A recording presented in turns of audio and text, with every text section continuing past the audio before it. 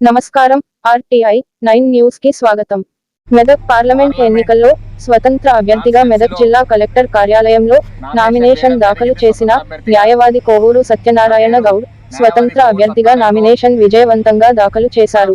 ఈ సందర్భంగా న్యాయవాది Kovur Satyanarayana Goud print and electronic మీడియాతో ఆయన మాట్లాడుతూ స్వాతంత్రం వచ్చిన కూడా మనకు స్వేచ్ఛ లేదని చెప్పడం జరిగింది. మరి మన స్వాతంత్రం సాధించుకున్నాక మరి మనకు స్వేచ్ఛ పథంలో ఉన్నప్పుడు మనకు అప్పు ఎందుకు పెరగాలి?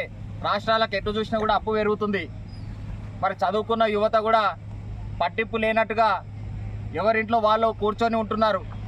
మరి అతి ముఖ్యమైనది ప్రజాస్వామ్యంలో రాజకీయ వ్యవస్థ.